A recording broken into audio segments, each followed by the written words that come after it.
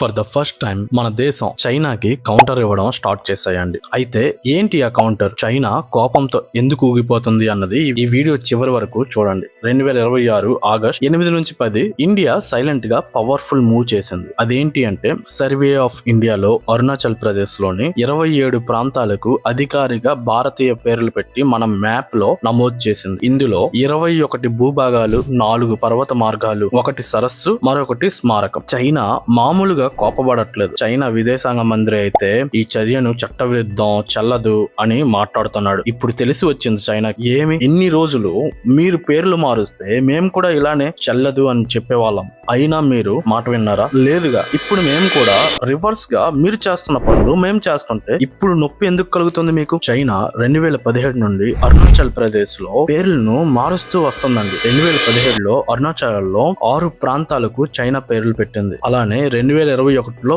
15 ప్రాంతాలు, 2023లో 11 ప్రాంతాలండి. ఇప్పుడు మన దేశం రివర్స్ గా ఒకేసారి వాళ్ళు ఏదైతే చేంజ్ చేశారో అన్నిటికీ 27 ప్రాంతాలకి కూడా స్ట్రాంగ్ కౌంటర్ ఇస్తూ పేర్లు మార్చేసేసి మనం మ్యాప్స్ కూడా రిలీజ్ చేస్తామండి. ఇప్పుడు చైనాకి ఒక నొప్పి వస్తుంది. అసలు చైనాకు అరుణాచల్ ప్రదేశ్ ఎందుకు కావాలి అన్నది నెక్స్ట్ ఒక వీడియోలో అప్లోడ్ చేస్తాను. మన ఛానల్ ని సబ్స్క్రైబ్ చేసుకోండి. మన దేశం చైనాకు రివర్స్ కౌంటర్ ఇచ్చిన దానిపైన మీ ఒపీనియన్ కామెంట్ బాక్స్ లో కామెంట్ చేయండి.